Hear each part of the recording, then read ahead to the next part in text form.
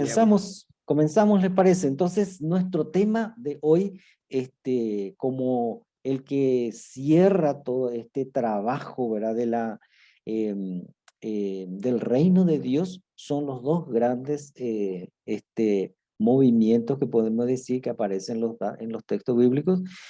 Primero, las bienaventuranzas, y el segundo, el Padre Nuestro. Entonces, vamos a mirar, ¿verdad? Que cómo en las bienaventuranzas, ¿verdad?, y en el Padre Nuestro aparece todo lo que nosotros estábamos estudiando, ¿verdad? Sobre ese reino, de esa llegada del señorío de Dios. Entonces, vamos a comenzar con el tema de las bienaventuranzas. Es muy interesante ver en las bienaventuranzas, ¿verdad? Sobre todo el que trae Mateo. eh, este, Pone, por ejemplo, ahí ustedes ven en el cuadro, ¿verdad? Van a tener también el texto después para que tengan la ocasión para estudiar. Pero en el cuadro van a ver ustedes el tema de pobres de espíritus, ¿verdad? Ser misericordiosos, ¿verdad? Los afligidos, los humildes, los que tienen hambre y sed de justicia, los perseguidos, los constructores de la paz, los limpios de corazón. Vamos a mirar despacito todo este recorrido, y es como una escuela, ¿verdad? El tema de las bienaventuranzas para formar parte, entrar en este reino de Dios, es como una escuela, ¿verdad? Una escuela pedagógicamente está pensado eh, como si uno entrara en primer grado, entrara en segundo grado y entrara también en tercer grado, ¿verdad? Hay una primera fase de las bienaventuranzas que justamente son los que son los pobres, los afligidos, los que tienen hambre, o son los que padecen, digamos, ¿verdad? Es como que la primera actitud es un padecimiento, una acción pasiva, ¿verdad? Una actitud pasiva, ¿verdad? Ante la circunstancia, ante lo que sucede. El segundo grado, es para que vayan teniendo en cuenta, digamos, ¿verdad? El segundo grado de las bienaventuranzas tiene que ver con los actores, los que hacen, ¿verdad? Entonces, ¿quiénes son los actores? Los hacedores de la paz, los que tienen misericordia, dice el texto, ¿verdad? Y los que también son mansos y humildes, ¿verdad? Los que viven, digamos, esa acción en su propia vida. Acá hay una interioridad. Les voy a ir mostrando y van a ver ustedes, ¿verdad? Es interesante el segundo grado de las bienaventuranzas. Y hay un tercer grado, que es un sumo grado, que es justamente los perseguidos. Los perseguidos, por un lado, dice, porque quieren que esa justicia de Dios se haga patente, ¿verdad? Segundo, dice, las bienaventuranzas, ¿verdad? El segundo grado es porque los que son perseguidos por mi causa, ¿verdad? Por Jesús. Entonces viene la idea del martirio, o sea que llegar a la cruz. Entonces, el camino de las bienaventuranzas tiene que ver, digamos, como que hay una fase, digamos, de padecer, ¿verdad? De sufrir, de sentir, de vivir en carne propia esa realidad, ¿verdad? En la segunda fase ya es una fase de acción, ¿verdad? Una disposición, los hacedores de la paz. Entra en juego el hacer, ¿verdad? Ya no es solamente como que uno vive pasivamente, sino que hace, ¿verdad? Y el tercer grado ya es el sumo grado, ¿verdad? Que es justamente la identificación total con Cristo, que es justamente la idea de la cruz, ¿verdad? Vivir como Él también en esa dimensión de la cruz. Entonces, dicho esto, entonces, es muy importante tener en cuenta que las bienaventuranzas está pensado desde un estilo de vida. Y un estilo de vida que ya ahora el punto de referencia son los seguidores, ¿verdad? Los seguidores, ¿verdad? Los cristianos, vamos a decir, ¿verdad? Ya ahora es la vinculación con la persona de Jesús. El creyente, el cristiano, el seguidor, vamos a mirar ahora esta referencia exclusiva a los seguidores, ¿verdad? Entonces las bienaventuranzas revelan el estilo de vida de Jesús y los primeros frutos de la vivencia del reino de Dios, ¿verdad? Ellas canalizan la alegría de seguir a Jesús, ¿verdad? Como expresa San Pablo a las primeras comunidades, alégrense siempre en el Señor. Entonces, la bienaventuranza es una expresión de alegría. Y podríamos decir también es un contraste. ¿Cómo puede ser, por ejemplo, los afligidos, los, los que están ahí llorando, ¿verdad? Los que están pasando hambre, los que están pasando en esas dificultades? ¿Cómo puede ser que ellos sean felices, ¿verdad? Entonces, vamos a mirar un poco también progresivamente dónde cae el peso, digamos, de la propuesta de esta alegría, de esta felicidad que nos propone la bienaventuranza. Ahora, como hemos visto, podemos notar que las bienaventuranzas se encuentran en dos lugares, tanto en el Evangelio de Mateo como en el Evangelio de Lucas. En el Evangelio de Mateo aparece más desarrollado, ¿verdad? Y en Lucas solo aparece 4 bienaventuranzas. Y después le sigue las malaventuranzas porque dice, desdichados sean, ¿verdad? O los que, y ahí pone todo ese relato.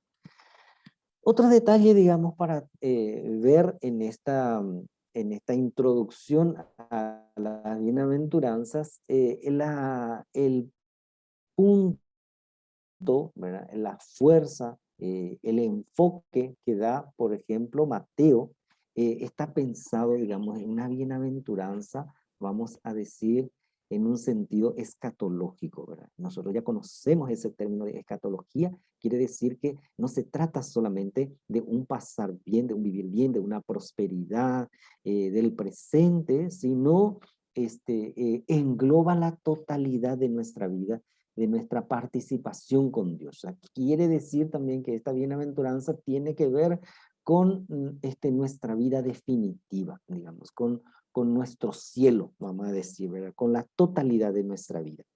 Y que eso tiene repercusión en nuestra vida eterna, ¿verdad? En la eternidad de nuestra existencia, ¿verdad? No solamente terrena, sino que esa completud, ¿verdad? La totalidad, ¿verdad? Entonces Mateo nos sitúa en ese hilo, ¿verdad? En ese horizonte de nuestra vida, lo definitivo con Dios.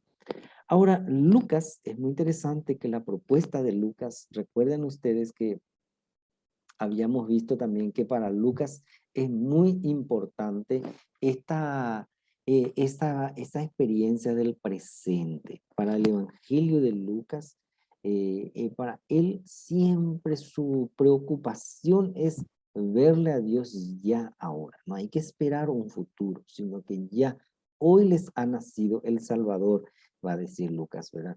Hoy ha llegado la salvación a esta casa. Hoy mismo le dice al buen ladrón, hoy mismo estarás conmigo en el paraíso, ¿verdad? Esa visión del hoy, ¿verdad? Está pensada, ¿verdad? En Lucas para tener en cuenta también a los pobres, ¿verdad? A la gente que sufre en su cuerpo, en sus necesidades, en una existencia concreta en su hoy, ¿verdad? Entonces, y en ese hoy de su existencia es donde se va a hacer patente también esa presencia de Dios. Vamos a mirar despacito. Entonces, para que tengan en cuenta, digamos, esas dos versiones, ¿verdad? Esas dos visiones también de las bienaventuranzas, ¿verdad? Tanto para Mateo, una bienaventuranza que nos engloba a todos, ¿verdad? En una comunión plena, definitiva con Dios, y en Lucas, ¿verdad? En esa comunión, en el hoy, en el aquí y ahora de nuestra existencia. Entonces, vamos a mirar un poco ahora el tema de los dichosos, los pobres de espíritu. ¿Cómo se entiende, digamos, ¿verdad? Este tema de ser pobre en el espíritu, y porque estamos sacando de Mateo, ¿verdad? Pobre de espíritu va a decir Mateo, ¿verdad? Entonces, los estudiosos, ¿verdad?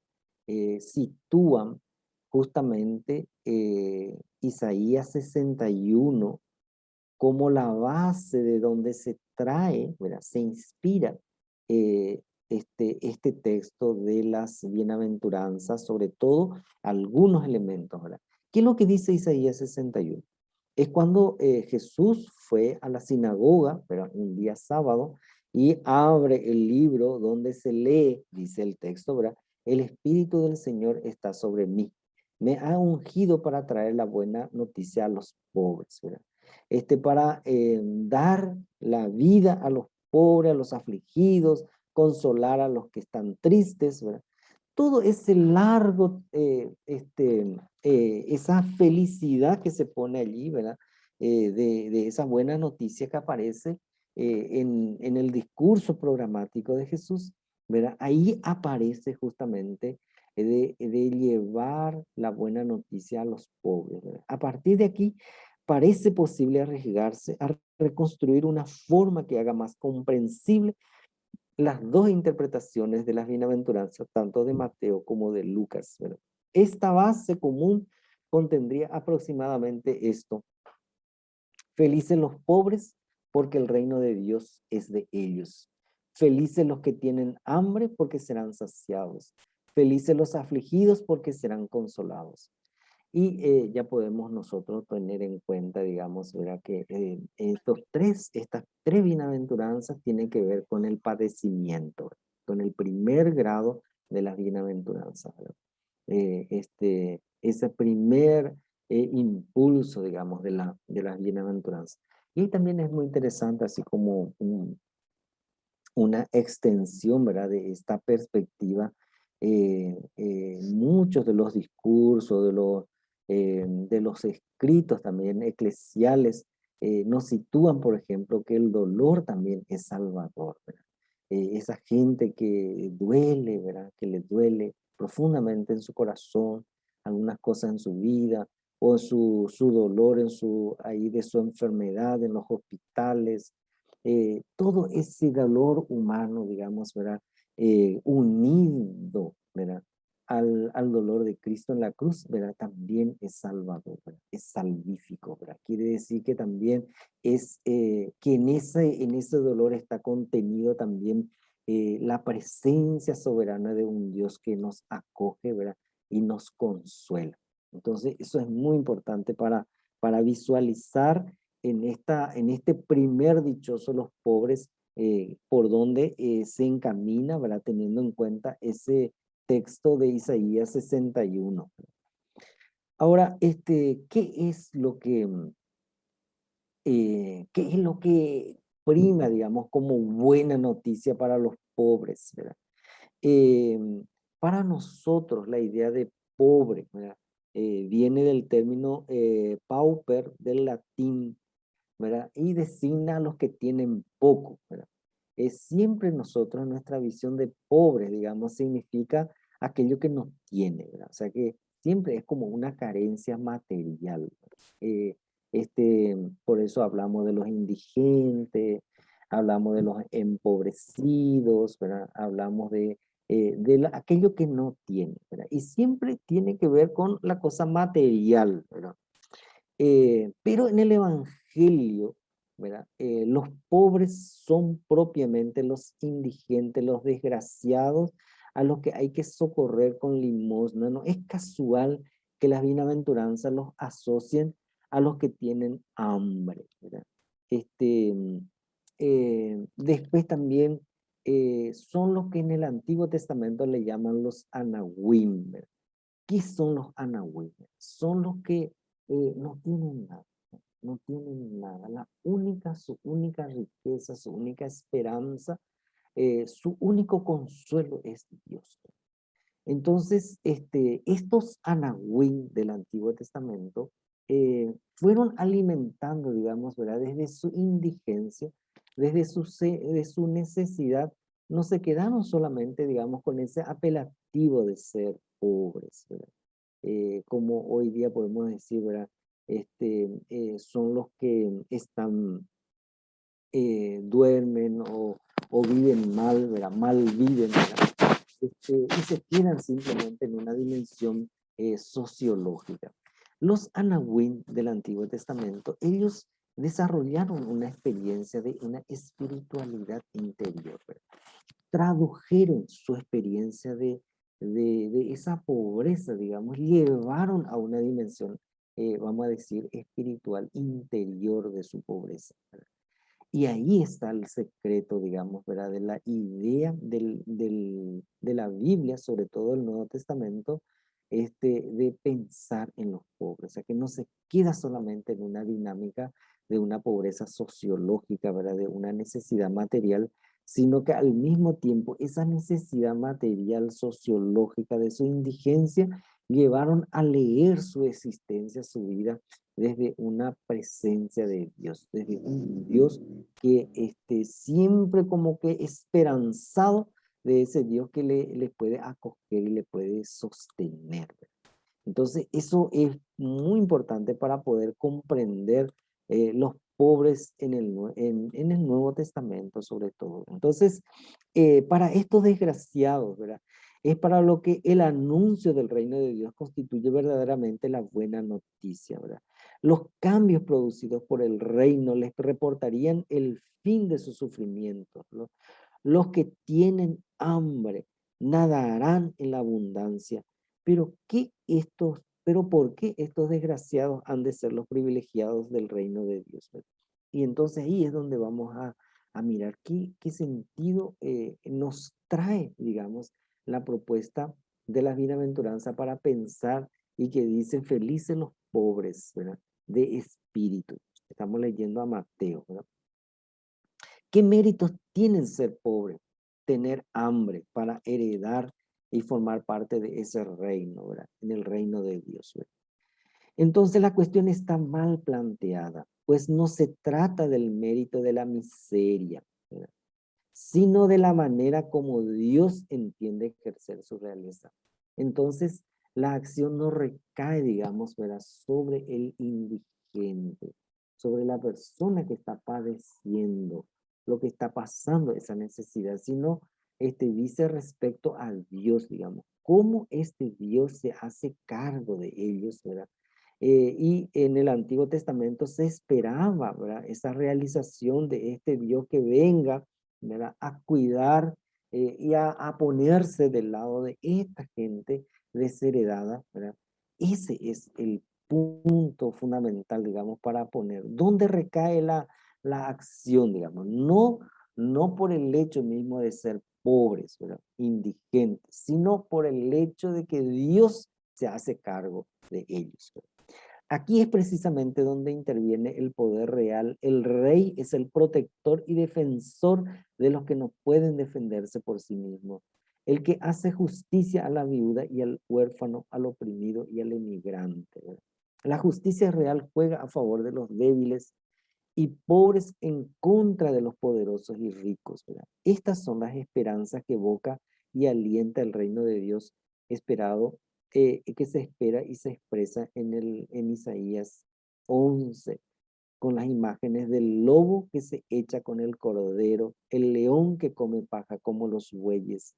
Es decir, en el reino de Dios el criterio no es el apetito de cada uno, sino la garantía de una justicia gracias a la cual los débiles no han de temer más a los fuertes, porque Dios está de su parte, Dios está con él.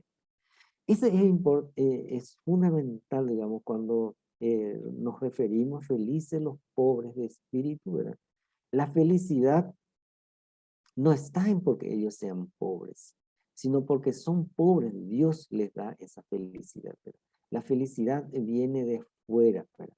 No viene de ellos mismos por el hecho de que sean pobres, sino porque Dios les mira, les cuida, les acoge, ¿verdad? Y les protege. Ese es ya el sentido, digamos, del Antiguo Testamento para entender el tema de los pobres de Yahvé, ¿verdad? Los anahuim, ¿verdad? Entonces, a partir de aquí, de ese presupuesto, va a tener un sentido auténtico, digamos, al proclamar felices a los pobres, ¿verdad? Cuando Jesús expresa su seguridad de que el reino de Dios, el reino de justicia está cerca, ¿verdad? Y esto nos invita a los cristianos a preguntarnos si damos testimonio de este reino, de esta esperanza. Si a Jesús le parece evidente que Dios está de parte de los pobres, ¿de parte de quién estamos nosotros? Entonces, esa es el primer elemento, ¿verdad? De felices los pobres. Entonces, en ese pobre, en ese indigente, en ese que desheredado, en el despreciado, ¿verdad? La fuerza que les mueve y que les levanta, ¿verdad? Y esa esperanza del Antiguo Testamento se hace patente con la llegada de Jesús, que Él pone de manifiesto que hoy realmente se cumple esa espera de Isaías, ¿verdad? De aquella espera de esa buena noticia, que alguien está del lado de los que necesitan, ¿verdad? Entonces ahí podemos comenzar a mirar una visión diferente de la idea de los pobres de espíritu, ¿verdad? Porque la acción recae sobre ese Dios que se hace cargo de ellos. Y vamos a ir completando ese pobre de espíritu con los bienaventurados, los mansos. Se cita el Salmo 37:11, los mansos heredarán la tierra, dice, ¿verdad? La palabra manso corresponde al hebreo anahuim, es decir, el mismo término que en el oráculo de Isaías 61 sirve de apoyo a la bienaventuranza de los pobres, ¿verdad? O sea que se utiliza como sinónimo, ¿verdad? Ser manso y ser pobre, digamos, ¿verdad? Entonces va dando un sentido espiritual, digamos, ¿verdad? A esa situación de pobreza, de necesidad que sufre, ¿verdad? Que padece.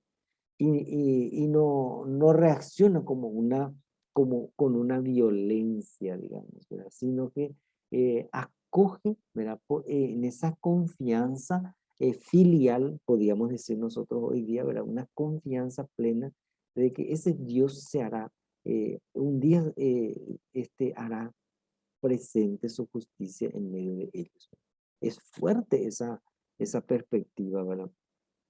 Entonces, al hablar primero de los pobres de espíritu y después de mansos, la visión de Mateo pone de relieve dos matices religiosos del término anahuim. Anahuim, recuerden que son los pobres de Yahvé, ¿verdad? Se traduce por esa idea de pobre, ¿verdad? Los que no tienen nada, ¿verdad? Y su única confianza, su única esperanza está en Dios. Ahora, los pobres de espíritu y los mansos. La expresión pobres de espíritu dice una transposición interior de la idea de pobreza, ¿verdad? En las lenguas modernas, el pobre de espíritu es un hombre despegado espiritualmente de los bienes del mundo. Y la expresión alude más bien a las personas que disponen de bienes, dinero, fortuna, y que se desprendieron y viven pobres, ¿verdad? Pero esta idea no es lo que está en el trasfondo del vocabulario de los pobres de espíritu de la propuesta del Evangelio de Mateo, ¿verdad? Este, eh, y es un hecho que los padres de la iglesia interpretan frecuentemente pobres de espíritu en el sentido de humildes, modestos, pero no explican cómo pasa de la idea de pobreza a la de humildad, ¿verdad? Y eso es lo que ya les fui señalando a ustedes, ¿verdad? Es una manera de internalizar, ¿verdad? Una manera de vivir en esa interioridad con una confianza plena en esta justicia de Dios. Dios se hará cargo de ellos, ¿verdad? Es una experiencia del Espíritu, ¿verdad? Antes de los hallazgos del Qumran, ¿verdad? Recuerden, digamos, que se encontraron muchísimos papiros en el Mar Muerto, ¿verdad? Se encontraron, y en esos papiros, ¿verdad? En esos textos que se encontraron, viene también este tema que se le da razón a los padres de la iglesia, esta transposición, este paso de la idea de los pobres, ¿verdad? Eh, y que cómo los padres de la iglesia ya interpretaban la idea de pobre a pobre de espíritu o de pobre a manso, ¿verdad? Ellos interpretaban como la gente humilde, los doblegados por la indigencia, la actitud de alma a la que remite la precisión de espíritu es la de una humildad interior. En la Biblia griega, el adjetivo manso es una traducción habitual del término que es anawim, ¿verdad? Que son los pobres, ¿verdad? Y los textos de Qumran, que serían los textos de los judíos, ¿verdad? Muestran que la mansedumbre o la no violencia constituye con la humildad y la paciencia uno de los componentes de esta actitud fundamental de la anawim o de los pobres, ¿verdad? Que nosotros podríamos llamar la pobreza espiritual, ¿verdad? Y ahí es en donde podemos como situar realmente la visión del Evangelio de Mateo cuando se habla de los pobres de espíritu, ¿verdad?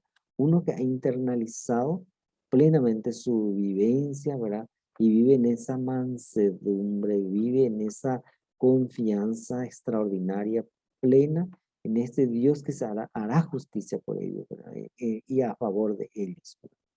Jesús, al realizar la misión de Isaías 61, lo que habíamos visto, ¿verdad? El Espíritu del Señor está sobre mí, me ha enviado para anunciar la buena noticia a los pobres, ¿verdad? Anuncia la felicidad a los pobres, apuntando con ellos a los desgraciados, los designados enseguida como los que tienen hambre, ¿verdad? Ante la mención de estos, Anahuín, el evangelista, piensa en una actitud interior. Este Anaf, ¿verdad? Que sería el pobre, desprendido, ¿verdad? Tan querido para la espiritualidad de los monjes judíos del Qumran, este nos muestra, ¿verdad? Al aplicar a las bienaventuranzas, a los pobres de espíritu, son también los mansos, ¿verdad? Aquí la bienaventuranza no se dirige a los hombres que carecen de lo necesario para vivir, sino a los que se caracterizan por su mansedumbre, su paciencia, su humildad, las personas no violentas, que no se oponen al mal con el mal, sino que viven en esa esperanza profunda en ese Dios. Y yo creo que también mucho de nuestra gente, de nuestro pueblo, ¿verdad? Muchas de nuestras experiencias espirituales se sostiene también en esta experiencia de ser pobres de espíritu, ¿verdad? Y eso es interesante, ¿verdad? Que vayamos también como que eh, como en un espejo, estas expresiones, ¿verdad? De nuestra fe pueda sostener también nuestra esperanza. Entonces, la pobreza espiritual, los pobres en espíritu son personas que se encorvan interiormente, que no resisten, que no se rebelan, personas que poseen el espíritu de Yahvé, ¿verdad? Son pobres de espíritu, ¿verdad? Una actitud espiritual hecha a la vez de humildad, de paciencia y de mansedumbre. En el Salmo 37, los humildes son los que cuentan con el Señor, los que descansan en el Seol y esperan en él, sin perder la paz ante el que prospera con la intriga. En el salterio griego encontramos este mismo significado de ausencia de cólera, de paciencia y sobre todo de confianza en el Señor.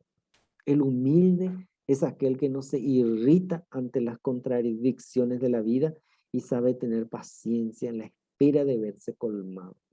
El humilde no intenta violentar a Dios, arrancarle lo que él desea, ¿verdad? Podemos comparar con los paganos cuando pone Mateo, ¿verdad? En su oración intenta presionar a Dios y obtener de él lo que quiere, más bien se dispone a acoger los dones del Padre que conoce sus verdaderas necesidades. El humilde acepta el tiempo de Dios y la manera de obrar de Dios. Por tanto, no es una persona débil. Al contrario, es un creyente que tiene una gran fuerza de alma. Ahí me recuerda la experiencia de un cura de un país, ¿verdad? Que cuentan que creo que fue en el Líbano, al poco tiempo que él fue ordenado sacerdote, ¿verdad? Le llevan preso por su religión, por su fe, ¿verdad? Y se quedó allí como 30 años en la cárcel. Y él decía que, y eso aparece también en una película, decía él, ¿verdad? En su relato, ¿verdad? Que en las noches más frías de la cárcel, en los calabozos, ¿verdad? Parecía que ya iba a morirse, ¿verdad? Porque solamente la punta de su dedo gordo del pie, digamos, ¿verdad? Tocaba de repente, a veces tocaba el suelo, ¿verdad? Y su respiración como se iba y tal, ¿verdad? Entonces, él en esos momentos así más dramáticos, digamos, de su existencia, él siempre confiaba plenamente en Dios, ¿verdad? Y decía que solamente Dios tiene su tiempo y su cuerpo, su vida. Y en la película, ¿verdad? Muestra, por ejemplo, un día cuando le sacaron, ¿verdad? Después de 38 años de estar encerrado, ¿verdad? En la cárcel, le sacaron, ¿verdad? Y un día él le encuentra en la calle a su verdugo, a la persona que le hacía eso en el calabozo, ¿verdad? Y lo que él hizo, dice, ¿verdad? Y eso aparece en la película y aparece en su relato, ¿verdad? Que la única impresión, digamos, como que el sentimiento que le brotaba a él en ese momento es salir corriendo, ¿verdad? Alcanzarle a esa persona y abrazarla. Y entonces, ese es realmente el Anahuim, ¿verdad? El pobre de Yahweh, ¿verdad? El que confió plenamente en Dios, ¿verdad? El que descubrió realmente esa transparencia de Dios en su vida y que ha dejado que pueda, digamos, ¿verdad? Como si él tuviera todo esa lectura de un resentimiento, de todos los lastres, digamos, no tendría este corazón, digamos, disponible a perdonar y a acoger al otro, ¿verdad? El otro también indigente, digamos, ¿verdad? Dichosos los afligidos, ¿verdad? Los que lloran, ¿verdad? Es la siguiente bienaventuranza, ¿verdad? Que aparece en el Evangelio de Mateo, ¿verdad? Los que lloran, ¿verdad? ¿Quiénes son los que lloran? Y se refiere a aquellos que sienten tristeza por la imperfección del pecado propio y ajeno, por la aflicción de este mundo, que en el león futuro será reemplazada por el consuelo. El que llora, ¿verdad? Lo hace por su aflicción, desahogando su pena exteriormente con sus lágrimas, ¿verdad? Este será consolado en el futuro con la alegría del mundo nuevo en el que será extirpado el mal. Este tema de la aflicción aparece muchísimo en los relatos, sobre todo el Evangelio de Juan. Vamos a encontrar también el Apocalipsis, ¿verdad? Este dolor, ¿verdad? Y muy importante tener en cuenta que el dolor al que alude, ¿verdad? El Evangelio de Juan pone la comparación que es como un dolor de parto, dice, ¿verdad? Entonces quiere decir que el dolor cristiano, ¿verdad? Es un dolor para la vida, ¿verdad? Para una vida plena. Y entonces también lo que nos sitúa, digamos, ¿verdad? Cuánto a veces vemos en nuestra sociedad, en nuestro ambiente, en nuestro entorno, ¿verdad? Que ese reino de Dios parece ser como que no prospera. Vamos más hacia atrás que hacia adelante. Tantas injusticias, tantas lágrimas, tantas noticias que a veces nos dejan así como en shock, porque no podemos hacer nada ni mediar, ¿verdad? El dolor de los inocentes, la muerte de tanta gente, ¿verdad? Inocente, las injusticias que a veces nos desgarra el alma ver tantas injusticias, ¿verdad? Entonces eso nos lleva a veces también a un dolor, a un llanto, a dolernos profundamente. El mismo Jesús lloró ante Jerusalén, ante la tumba de su amigo Lázaro, y en el huerto se sintió oprimido por el dolor, pero confrontó la cruz con la esperanza de la gloria futura. Ante la aflicción es preciso mirar a Cristo y seguirlo sin desalentar la esperanza que viene del consuelo en toda amargura. Es Jesús, el Mesías, quien ha sido ungido por el Señor para consolar a los afligidos, ¿verdad? A los anonadados por el dolor, los mártires del sufrimiento, los desheredados de este mundo, o pobre de espíritu, privado de todo derecho, quienes con grandeza soportan las penas en el Espíritu Santo. Entonces, el consuelo para ellos radica en los bienes prometidos por Dios. Ya no tendrán hambre ni sed. El Cordero los apacentará y los guiará a las fuentes de la vida. Toda lágrima enjugará Dios de sus ojos, que aparece justamente en Apocalipsis. ¿Ya? El libro del Apocalipsis justamente es un libro de la gran consolación, porque está escrito justamente en un momento muy crítico de la comunidad cristiana, ¿verdad? De los primeros cristianos que padecían el martirio por su fe, se le llevaban a esos circos, ¿verdad? Para ser devorados por los leones, o para la burla de toda la gente, ¿verdad? Y cómo ellos tenían que sufrir para vivir esa experiencia de esa fe, de ese encuentro con el resucitado, ¿verdad? Y dar toda su vida. Justamente, ahí están dichosos los afligidos, ¿verdad? Quien sufre ante las situaciones que producen dolor absurdo y pone en crisis la fe en la paternidad de Dios, pero confían en su bondad, ¿verdad? Serán consolados plenamente y llegarán a comprenderlo todo. Entonces, ese es el dichosos los que lloran. Para que tengamos en cuenta también toda la bienaventuranza, ¿verdad? Gira en torno a una vivencia cristiana, ¿verdad?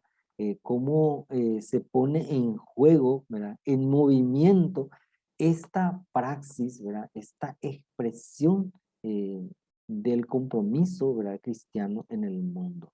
O dicho de otra manera, también podemos decir también el empeño que cada cristiano, ¿verdad? Bautizado pone para hacer patente esta realidad del reino de Dios en medio de ese mundo, ¿verdad? Dichosos los que tienen hambre y sed de justicia. La expresión utilizada en Mateo, ¿verdad? Mateo 6, nosotros nuestra bienaventuranza está en Mateo 5, pero la continuidad de las bienaventuranzas aparece justamente la idea de hacer, ¿verdad? Tienen hambre y sed de justicia. Hacer justicia debe relacionarse con otras dos utilizadas también al final del sermón de la montaña: hacer la voluntad de mi Padre. Y hacer estas palabras mías, es muy interesante la idea del hacer, ¿verdad? El poién, ¿verdad? La poética, ¿verdad? Por tanto, practicar la justicia es conformarse con la voluntad del Padre, tal como la enseña Jesús, ¿verdad? Y la justicia que hay que practicar cubre tanto las relaciones con Dios como las relaciones con los demás. La expresión hambre y sed de justicia significa el deseo ardiente y la búsqueda activa de vivir según la voluntad de Dios. Tener hambre y sed de justicia quiere decir aspirar a una vida perfectamente de acuerdo con lo que el Padre quiere que seamos, ser verdaderos hijos suyos y por consiguiente imitarlo. Entonces, en el centro del mensaje de Jesús, ser justo se identifica con hacer la voluntad del Padre, que Jesús sintetizó en el mandamiento del amor a Dios y al prójimo. Se trata de anhelar la vida comunitaria nueva que se inaugura con el reino, ¿verdad? Ser justo implica esforzarse en buscar que las relaciones entre los hombres se rijan por el primado del amor. Y muy interesante que en el Evangelio de Mateo, ¿verdad? Jesús proclama felices los que tienen hambre y sed de justicia, enfatiza el deseo fuerte, el anhelo profundo, la sed insatisfecha de la realización de los planes salvíficos de Dios, ¿verdad? En este caso, hambre y sed son una metáfora que expresa la búsqueda de Dios, haciendo eco a varios pasajes del Antiguo Testamento que pone, por ejemplo, que el hombre no vive solamente de pan, sino de todo lo que sale de la boca del Señor. Vendrán días en que enviaré hambre sobre el país, no hambre de pan, ni sed de agua, sino de escuchar la palabra de Dios, dice en Amós, el profeta Amós. Y en el Salmo, cuando dice, mi alma tiene sed de Dios, del Dios viviente, ¿cuándo iré a contemplar el rostro de Dios? Entonces, para que veamos, digamos que no está sostenida simplemente en esa tener hambre y sed como una necesidad fisiológica, ¿verdad? Sino como esa misma necesidad de esa justicia de Dios, ¿verdad? Se haga patente y que así como Jesús va a decir, mi alimento es hacer la voluntad del Padre, ¿verdad? Tiene esta fuerza de la realización, digamos, y que el creyente, el cristiano, el seguidor de Jesús, vive como empeñado en esta tarea, en esta misión, ¿verdad? De hacer esa voluntad de Dios, ¿verdad? Y eh, lo pone también, digamos, como una primera necesidad, porque el hombre, si no bebe y no come, digamos, ¿verdad? No puede vivir, ¿verdad? Entonces, decir que uno no puede vivir no haciendo, ¿verdad? Esa justicia, esa realización de esa justicia de Dios, es muy fuerte, digamos, o sea, que es una bienaventuranza que nos compromete seriamente para un empeño por hacer patente en nuestro ambiente esa llegada de este Dios que se pone del lado de aquellos que necesitan, de aquellos que sufren y de ser consoladores como Él también es consolador para los pobres. Dichosos los misericordiosos. Si nos vamos dando cuenta, digamos, estamos pasando a la segunda fase, el segundo grado, digamos, de estas bienaventuranzas, ¿verdad? Ya la idea de lo que ya les mostré a ustedes en el texto anterior, ¿verdad? Dichosos los que tienen hambre y sed de justicia, tiene que ver con la idea del hacer, ¿verdad? Hacer patente esa justicia, ¿verdad? Entonces, ya estamos en este segundo grado, hacer, ¿verdad? Parte de tener hambre y sed de justicia y empeñarse para que eso se dé, ya forma parte de la segunda fase, digamos, la segunda etapa de este cristiano comprometido, empeñado de hacer patente este reino de Dios, ¿verdad? Y en dichosos los misericordiosos, es ya justamente una actitud, digamos, de disponerse. Evoca el acto de tener un corazón atento a las miserias. Se trata de un estado interior que se traduce en un obrar, ¿verdad? No es, por ejemplo, un aisheyaranga, ¿verdad? Que nosotros usamos en nuestro guaraní, ¿verdad? Aisheyaranga, dice, ¿verdad? Y no hacemos nada, ¿verdad? Solo nos lastimamos, ¿verdad? Ante la realidad del otro, ¿verdad? Aisheyaranga. Y hasta ahí, ¿verdad? En cambio, el misericordioso evoca ese acto de tener un corazón atento a la miseria del otro y al mismo tiempo un obra, hacer algo por el otro. Socorrer todo tipo de miseria, ¿verdad? El pasaje más claro es el texto del juicio final de Mateo, ¿verdad? Justamente estamos en el texto de Mateo, ¿verdad? Tuve hambre, ¿verdad? Y me diste de comer y así, ¿verdad? En este texto no figura la palabra misericordia, pero los 6 ejemplos de la desgracia que se presentan corresponden a las obras de misericordia predicadas por los judíos. Mateo amplía el concepto de la bienaventuranza, de la misericordia, abrazando todos los servicios que uno está llamado a hacer al prójimo necesitado. El deber de mostrarse misericordioso tiene su mejor ilustración en la descripción del juicio final, con la cual concluye Mateo el ministerio público de Jesús. Tuve hambre, tuve sed. Cada vez que lo hicieron a uno de estos hermanos míos más pequeños, a mí me lo hicieron. Esta preocupación le haría ver que la lista de las bienaventuranzas quedaría incompleta si no mencionara la práctica de la caridad fraterna, verdadero distintivo del cristianismo. Y el otro elemento de la misericordia es el perdón.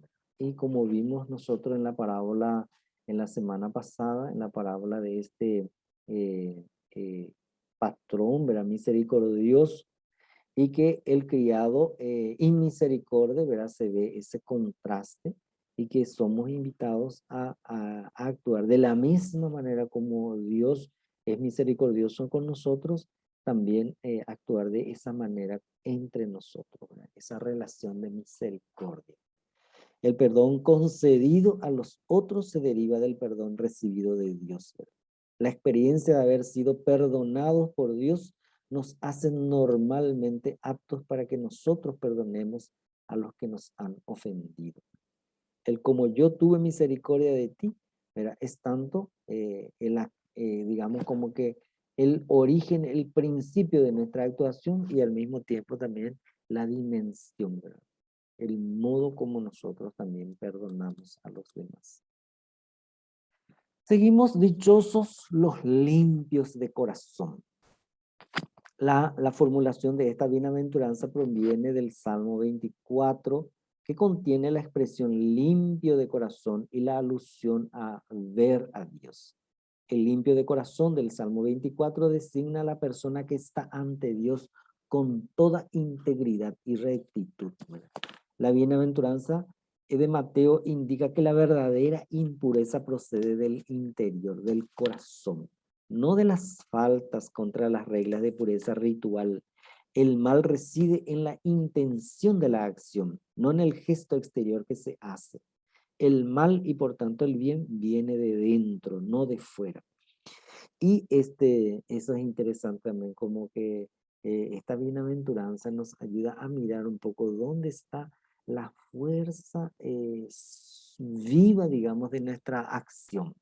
Que a veces cuando nos confesamos, a veces nos confesamos simplemente en los nombres, los apelativos de aquellos actos, ¿verdad? Aquellas faltas que se han cometido, que se han hecho, ¿verdad? No me fui a misa, no hice esto, no, ¿verdad? O sea, como que mirando algunos, un listado de actos que a lo mejor no tendría que ser, ¿verdad? Pero en cambio, la propuesta de la bienaventuranza es ir más allá, ¿verdad?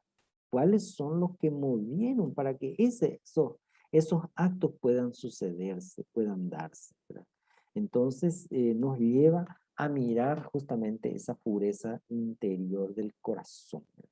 Que lo contrario de esa pureza podría ser, digamos, una actitud, ¿verdad? De egoísmo, de quedarse solamente en su mundo, en sus cosas y así, ¿verdad? Entonces lo que nos invita es a mirar esa rectitud interior del corazón. En Mateo 23 se dibujan los escribas y fariseos como el antitipo de la bienaventuranza de los corazones limpios. Se les llama hipócritas porque en ellos no se corresponde lo de dentro con lo de fuera. Parecen buenos, pero no lo son. Del mismo modo, en el capítulo 6 del Sermón de la Montaña se dice de los hipócritas que realizan actos religiosos como la limosna, la oración, el ayuno para que lo vean los hombres, pero no para agradar a Dios, ¿verdad? Su motivación es falsa y por eso su corazón es impuro. Entonces, mirar en la motivación, mirar en la interioridad, mirar allá en donde nace realmente esa acción, ¿verdad? Que es en el corazón. Las bienaventuranzas de los limpios de corazón designan a las personas que están interiormente exentas de malicia y de perversidad, buscan el bien, son rectos y reales con Dios y con el prójimo. A diferencia de los hipócritas, los limpios de corazón son aquellos cuyo obrar exterior corresponde a su ser más profundo. Son personas que viven de acuerdo con lo que piensan, con lo que dicen y con lo que hacen. Un término contemporáneo podría ser la autenticidad, comprendida como sinceridad en la búsqueda de verdad y de rectitud en las relaciones con Dios y con los demás. Vamos al siguiente, que es justamente los hacedores de la paz. Como ya les decía a ustedes, estamos en el segundo grado de la bienaventuranza, ¿verdad? Donde tiene que ver con la acción, con hacer el empeño. La traducción literal del término griego eirenopoi es hacedores de la paz. Por tanto, esta bienaventuranza no se refiere a las personas que tienen un temperamento pacífico, sino a las que se comprometen activamente en la construcción de la paz. La expresión hacer la paz aparece una vez en el Antiguo Testamento, en el proverbio 10:10, y muy frecuente en los rabínicos, donde quiere decir trabajar por reconciliar a las personas en conflicto. En el Antiguo Testamento se utiliza mucho la palabra paz, shalom. La paz se busca y se desea. No es solo la estabilidad política, sino el desarrollo integral de las personas. Entonces, y de las colectividades. Por eso es muy importante el tema de desde esta perspectiva, visualizar, ¿verdad?, la idea de la paz de la bienaventuranza. El Shalom evoca la era mesiánica y tiene dos significados. Primero, el tema de la reconciliación, ¿verdad?, la construcción de la paz. Los constructores de la paz son las personas que trabajan activamente por establecer o restablecer la paz donde los hombres están divididos entre sí. La bienaventuranza de la paz se refiere bajo la forma de invitación a reconciliarse con el hermano antes de llevar la ofrenda al altar, aunque uno no sea responsable de esa ruptura. Y por otro lado, esta bienaventuranza de la paz dice respecto también a las personas que trabajan por establecer las condiciones favorables para que todos y cada uno puedan desarrollarse en la línea de su humanidad. Entonces, esa realidad de la paz coincide con la justicia humana integral, permitir a los individuos y a los pueblos el acceso a todo aquello a lo que tienen derecho para desarrollarse en todas las dimensiones de su humanidad. La paz no hay que establecer, que hay que establecer es no solamente una ausencia de divisiones y de guerra, sino una situación de justicia. Un mundo en el que cada uno disfruta de las condiciones favorables para crecer humana y espiritualmente. Y entonces podemos decir también esta visión de la paz tiene que ver con las políticas, ¿verdad?, las políticas públicas, como también el cristiano. El cristiano se mete en política, digamos, entre comillas, para hacer que esta justicia de Dios se haga patente y se haga presente, ¿verdad?, en medio de nosotros. O sea, no podemos cruzarnos los brazos cuando vemos que hay hambrientos, cuando los indígenas están pisoteados en sus derechos, ¿verdad? Cuando vemos también, ¿verdad?, niños, personas que están allí, ¿verdad?, a nuestro lado, y nosotros como rezando simplemente queremos organizar un mundo y una sociedad de hermanos, ¿verdad? Nuestra oración se extiende, así como nuestra manera de vivir, nuestro comportamiento, nuestra mirada, nuestras actitudes, se hacen también patentes a través de nuestro deseo, nuestras intenciones y nuestras colaboraciones humanas en esa construcción de una sociedad diferente, la sociedad de hermanos. Ahora pasamos al tercer grado, ¿verdad?, de las bienaventuranzas. El tercer grado, que serían dichosos los perseguidos e injuriados por causa de la justicia. Es muy interesante ver en los Hechos de los Apóstoles cómo los discípulos, desde el comienzo de su predicación, tienen que ir a la cárcel, tienen que pasar malos ratos, tienen que ser maltratados, ¿verdad? Eh, por esa presencia de ese Dios, de esa justicia de Dios, ¿verdad?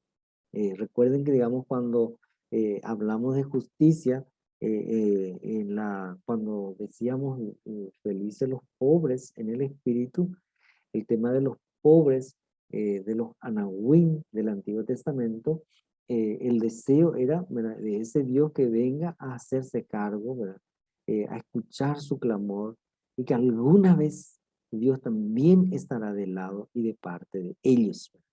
Entonces, ¿quiénes van a ser los perseguidos? Justamente los que hacen patente, hace posible que este Dios se ponga del lado de los pobres, de los necesitados. Entonces, el Logos de Dios, creador omnipotente que lleva en sus manos la existencia de los hombres, ha venido sobre el mundo y los hombres de este mundo no le han recibido. Ese Logos, Jesucristo expulsado, que mantiene su actitud de amor en el exilio y desde el mismo exilio ofrece salvación a los que quieren acogerle, constituye el misterio original de nuestra historia cristiana. Ese Logos es Jesús, el perseguido. Pensaban los sabios que el Dios grande debería mostrarse de manera impositiva, poderosa, desgarrando los tejidos de opresión externa, acallando para siempre a los malvados y ofreciendo a los justos su venganza. Pues bien, en contra de eso, el verdadero Dios nos ha ofrecido la vida desde su propio cautiverio. Se ha dejado perseguir, no ha perseguido, se ha dejado rechazar, no ha rechazado. De esta forma se ha hecho carne sobre el mundo, como expulsado entre los expulsados, crucificado con los crucificados. Solo de esa forma su palabra salvadora puede resonar y ha resonado victoriosa como anuncio de reino y esperanza para todos los pequeños y humillados de la tierra. Desde Jesús y con él se han superado la ley del talión, del ojo por ojo y el diente por diente, y anuncia así la buena noticia de Dios para todos.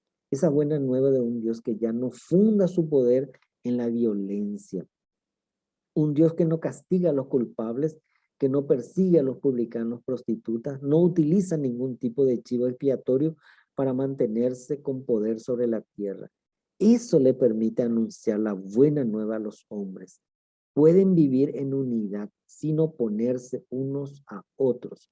Pueden perdonar a los contrarios, no responder al mal con otro mal, ofrecer la otra mejilla a la violencia, a los violentos. Esto significa que es posible vivir sin perseguirse. Hay una forma de unidad que no se logra a través de la opresión frente a un tercero. Es unidad de puro amor, de gratuidad que rompe la violencia.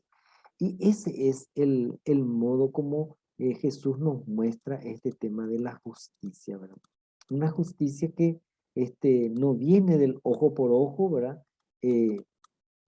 Sino que viene de ese amor. Entonces, los perseguidos e injuriados por esa justicia de Dios pasa a un segundo nivel cuando Jesús dice, cuando por mi causa ustedes son presos y son llevados también, digamos, a perseguidos, maltratados, ¿verdad? Entonces nos muestra que este seguimiento se hace por él. Y entonces esta bienaventuranza llega a su nivel, vamos a decir, de expresión más profunda, cuando cara a cara, delante de él también nosotros nos comprometemos, ¿verdad? Mutuamente, él y cada cristiano, ¿verdad? Cada uno de nosotros, para vivir en profundidad esta propuesta de ese reino de Dios que se opera, se hace patente. Somos sus colaboradores, ¿verdad? Entonces, los perseguidos por causa del Hijo del Hombre, ¿verdad? El Hijo del Hombre es ahora el Salvador que, superando las figuras bestiales y opresoras de la historia, ofrece ya un camino de nueva humanidad. Es el mismo Jesús que, conforme a Mateo 25, ¿verdad? Que son, se identifica con los hambrientos y sedientos, exilados y desnudos, enfermos y cautivos de la tierra, ¿verdad? Lógicamente serán perseguidos por causa del Hijo del Hombre, todos los pequeños y de un modo especial los que se afanan por ofrecer a los demás una ayuda liberadora. Y perseguidos por mi causa son todos los que están unidos a la causa de Jesús. Son los que extienden entre riesgos su evangelio. Jesús se identifica con todos los perdidos de la historia. De esa forma, los que no tienen voz encuentran su voz ahora. Los que estaban en la parte oscura de la tierra reciben la gran luz. La misma palabra de Dios se ha convertido en su palabra. Y bueno, entonces ser perseguido por hacer la voluntad de Dios es una dicha que solo podrán experimentar aquellos que se entregan radicalmente a ser promotores de los valores del reino.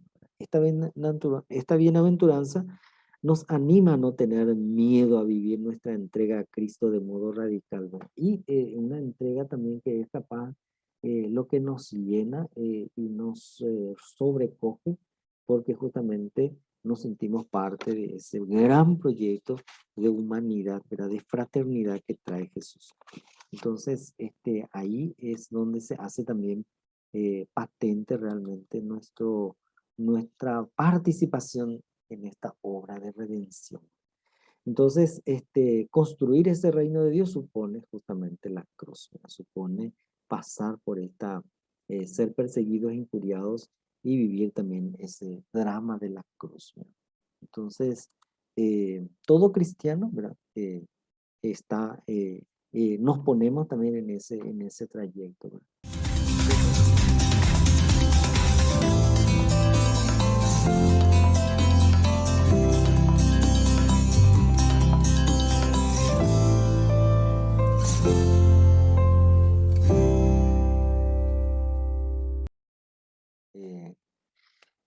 de la primera parte sobre el tema del reino de Dios, hemos podido como visualizar cómo lo que podría ser el estilo de vida del cristiano, ¿verdad? El estilo de vida de un cristiano que se confía plenamente a Dios, ¿verdad? Que es justamente los pobres de espíritu. Y esa misma visión también es lo que nosotros cuando rezamos el credo decimos, ¿verdad? A lo mejor en alguna vez podemos también pensar un cursito sobre el credo, ¿verdad? Y cuando decimos que creo en Dios Padre, es la misma expresión, ¿verdad? De confiarnos plenamente en Dios. Somos como los pobres de Yahvé, ¿verdad? Que nuestra única esperanza, nuestro único tesoro, lo que sostiene toda nuestra experiencia, nuestra vida, es Dios. Y después, eh, eh, esa, esa primera fase, ¿verdad? De un cristiano que a veces vive en situaciones de mucha dificultad, padece, pero que su padecimiento también es una comunión y una comunicación con Dios. Y la segunda fase, ¿verdad? El segundo grado de este empeño cristiano es justamente ser también actores, ¿verdad? No solamente como padece, vive, siente internamente, ¿verdad? Sino que al mismo tiempo también es actor, ¿verdad? Es hacedor, creador. Crea la paz en su entorno, crea fraternidad, ¿verdad? Crea vida en ese ambiente. Y la tercera fase, ¿verdad? Que es esa total disponibilidad también para hacer y vivir esa voluntad de Dios, dándose también su vida plenamente. Eh, y esa es una vida entregada, ¿verdad? Así como vivió Jesús, ¿verdad? En el martirio, ¿verdad? Un amor dado, ofrecido plenamente, ¿verdad? Y entonces allí también tiene fuerza, significado, tiene valor realmente en nuestra vida, porque no estamos como sostenidos por nuestros logros, ni por a lo mejor las cosas que vamos viviendo en el día a día, sino que tenemos a ese Dios en nuestra vida, en nuestra experiencia, que hace, digamos, valer, tiene, tiene valor lo que vivimos, lo que hacemos cada día. Entonces, la bienaventuranza constituye como nuestro estilo de vida. Ahora vamos a mirar el Padre Nuestro, ¿verdad? El Padre Nuestro es como lo que es la vida interior del cristiano, ¿verdad? Su espiritualidad. Este, de todo cristiano, hombre y mujer del reino de Dios, va a vivir esa espiritualidad, ¿verdad? Si el otro es el estilo de vida, el que le hace salir hacia afuera, ¿verdad? Es una experiencia de interioridad, ¿verdad? Lo que le hace, digamos, ¿verdad? Vivir la dimensión del espíritu, la dimensión de su corazón, ¿verdad? Y ahí también es muy interesante ver que a veces nosotros, ¿verdad? Y bueno, no es a veces, sino que hemos hecho del Padre Nuestro una oración vocal, digamos, ¿verdad? Y la particularidad de la oración del Padre Nuestro es que al mismo tiempo que, como hemos visto en las bienaventuranzas como un estilo de vida, aquí es una vida mística, digamos, una experiencia mística de encuentro con Dios. Y que hace que sea como se muestre, ¿verdad? En el Padre Nuestro, se muestran los resortes más profundos de esta comunicación con Dios, de esa comunión con Él. Entonces, vamos a mirar progresivamente este Padre Nuestro. Y un secreto, ¿verdad? Que yo les cuento para que sea también como fructífera nuestra clase, ¿verdad? Porque eso en todos los estudios, los escritos que yo vi, no se ve todavía con mucha fuerza.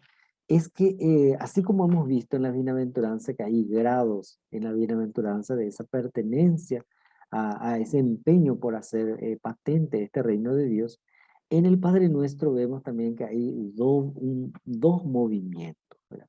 Hay una primera parte del Padre Nuestro cuando dice, Padre Nuestro que estás en el cielo, ¿verdad? Les voy a mostrar eh, lo que dice Mateo, ¿verdad?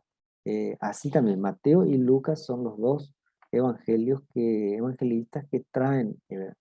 En Mateo aparece 7 peticiones y en Lucas aparece 5 peticiones.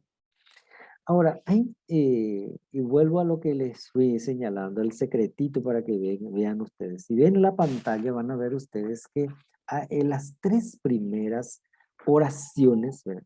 O peticiones se refieren a Dios. Decimos que santificado sea tu nombre, venga tu reino, hágase tu voluntad en la tierra como en el cielo. ¿Vale? Se refieren a Dios. ¿No? Él es eh, como el contenido de la oración tiene que ver con Dios. ¿Verdad? Ahora, la segunda parte, ¿verdad? Cuando decimos, danos hoy el pan que necesitamos, perdona nuestras ofensas, no nos dejes caer en la tentación, líbranos del mal, se refiere a la acción del hombre, se refiere al hombre, ¿verdad? Al creyente, al cristiano.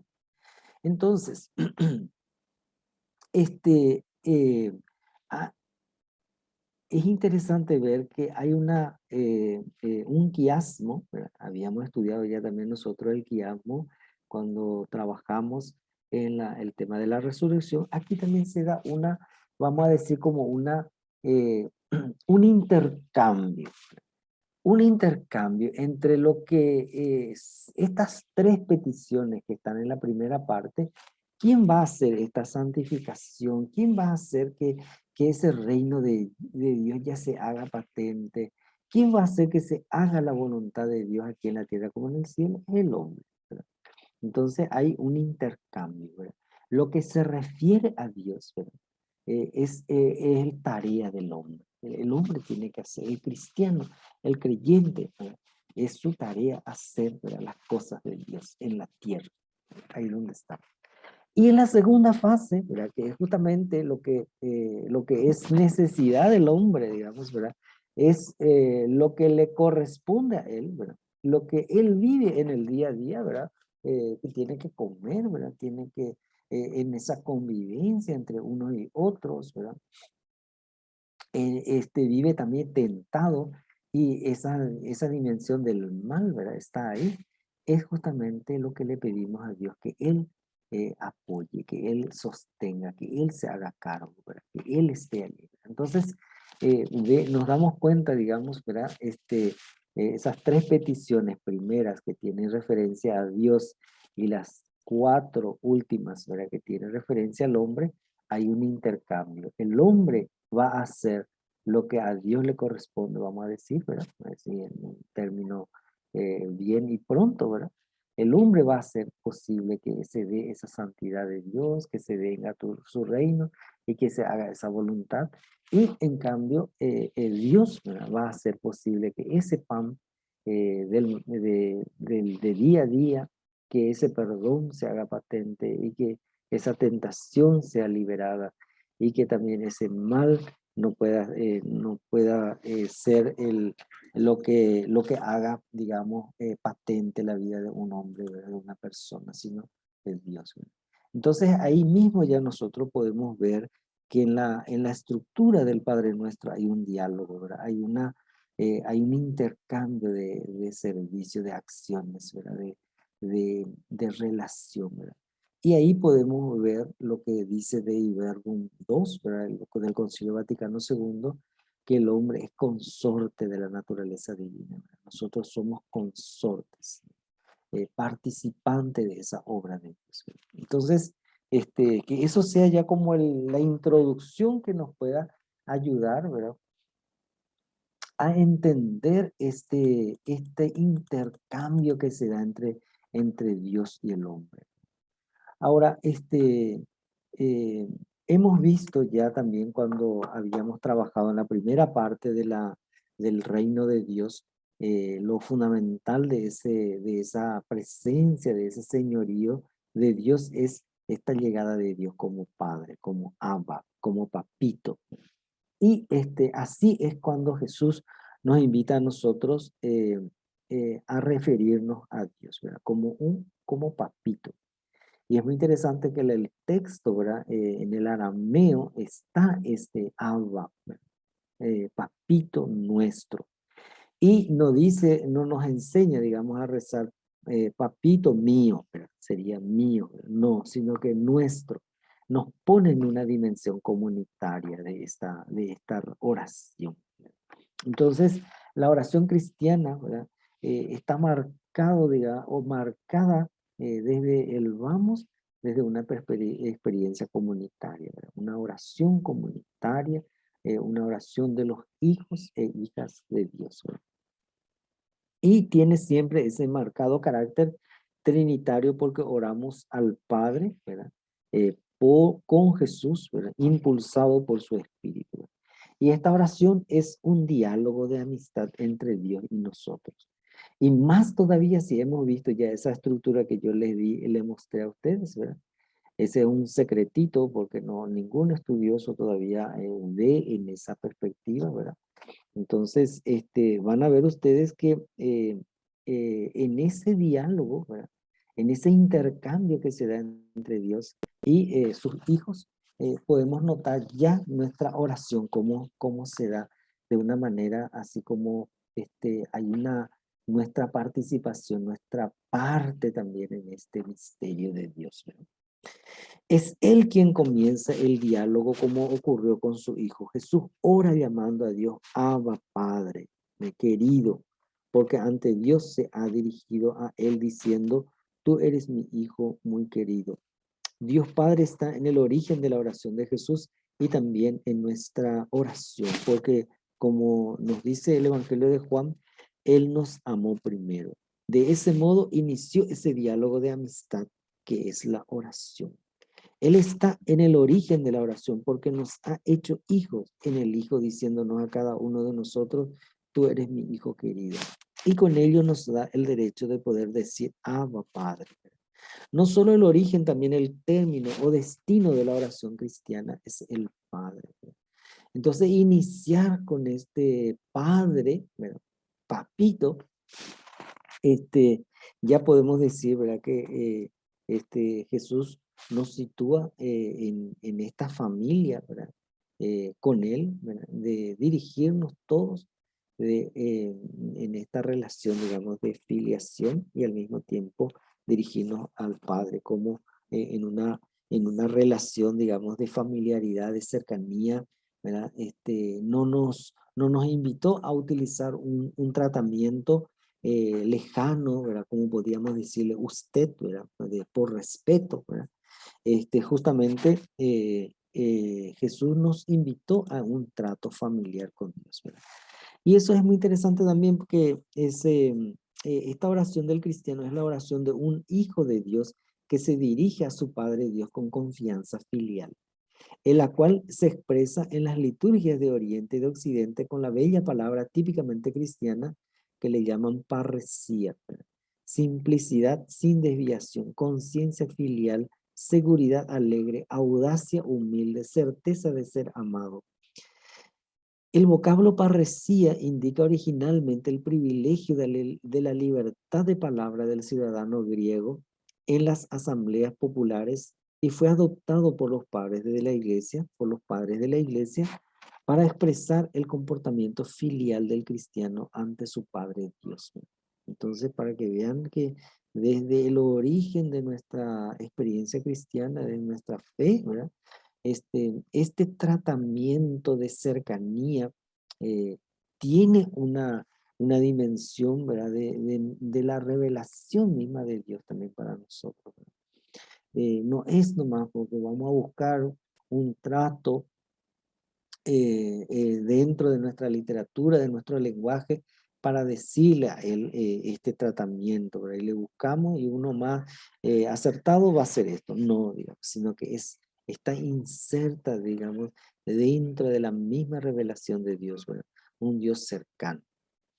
Cuando Jesús llama a Dios Abba, Abba nos revela algo muy profundo de su persona. su intimidad con Dios, su anhelo más íntimo. Esta invocación expresa lo más rico, el núcleo más íntimo de la relación de Jesús con Dios, ¿verdad? El uso de esta palabra es la mejor prueba de la total familiaridad de Jesús con Dios. La invocación Abba tiene pues un valor primordial que ilumina toda la vida de Jesús. Todo en él es consecuencia de esta expresión de Dios como Padre entrañable. Lo hizo él y nos enseña a nosotros también, ¿verdad? A vivir en esa paternidad de Dios, ¿verdad? Entonces, el Padre Nuestro comienza con una gran oración de consuelo, ¿verdad? Podemos decir Padre, y en una sola palabra como esta se contiene toda la historia de la redención, ¿verdad? Podemos decir Padre porque el Hijo es nuestro hermano y nos ha revelado al Padre, porque gracias a Cristo hemos vuelto a ser hijos de Dios, ¿verdad? Imagínense, digamos, como esa soberanía, esa interioridad de poder expresarnos desde donde estemos, desde nuestra vida, Padre, digamos, ¿verdad? Y con esa confianza de hijo e hija, ¿verdad? Y con esa confianza también, si vivimos ya en ese estilo de las bienaventuranzas, de los pobres de Yahvé, podemos darnos enteramente cuenta realmente, digamos, ¿verdad? A quién nos dirigimos, ¿verdad?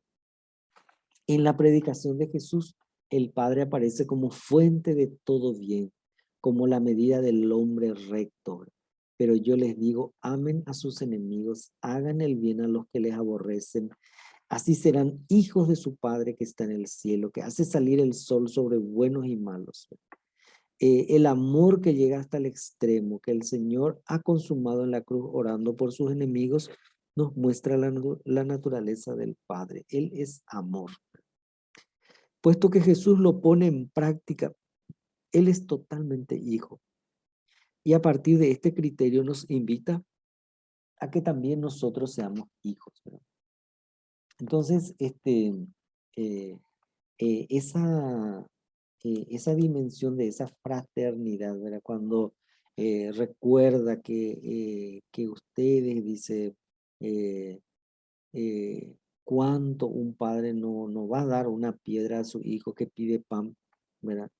este, cuánto más su Padre del cielo le dará cosas buenas a lo que le piden.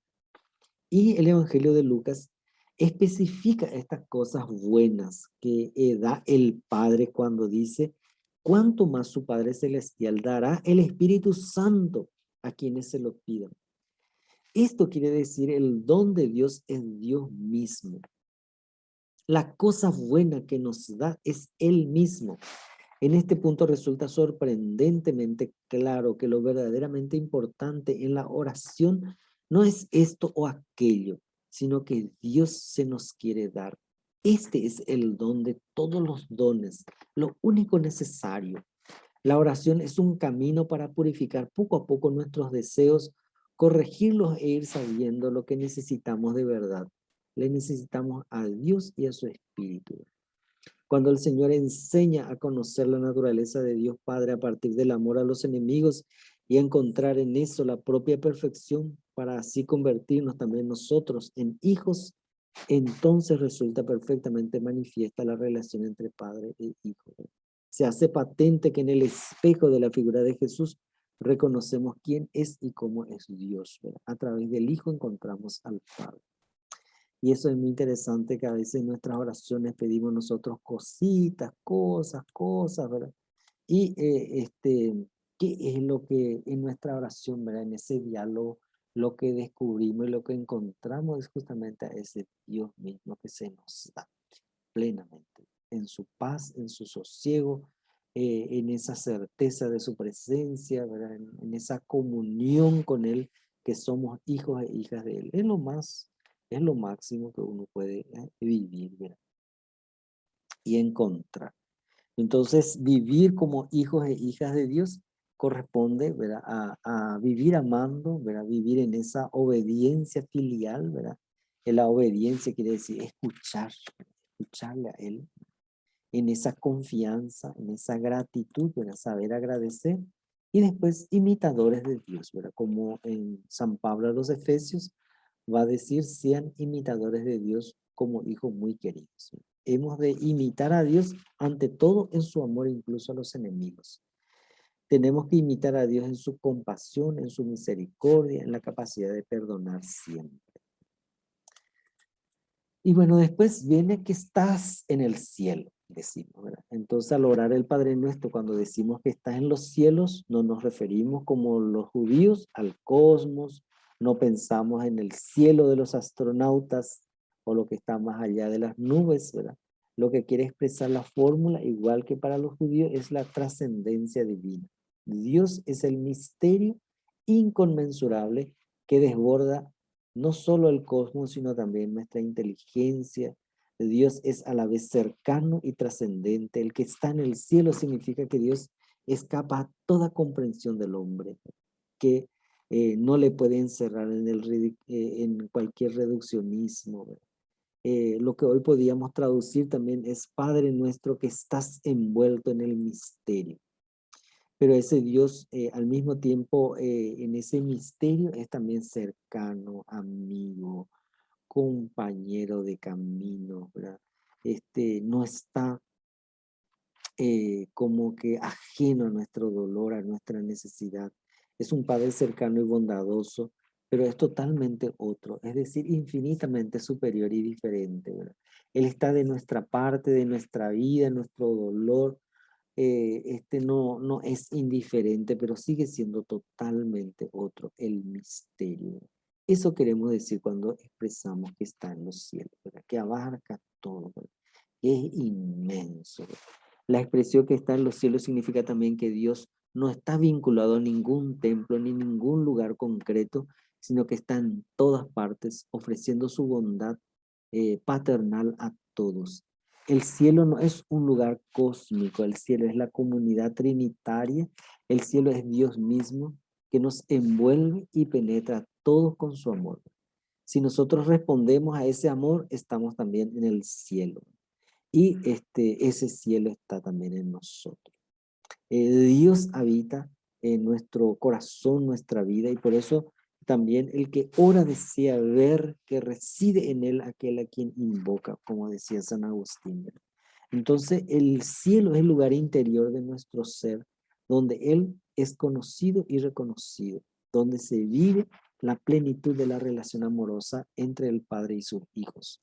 Un paraíso de transparencia y fraternidad, a la vez donde se ama sin sombras. Dios es el cielo que vive en nosotros y en toda la creación, en todo el cosmos infinito. Y si eso podemos, digamos, como manifestar en nuestras relaciones, en nuestra vida, en nuestra interioridad, nos damos cuenta que ese cielo, ¿verdad?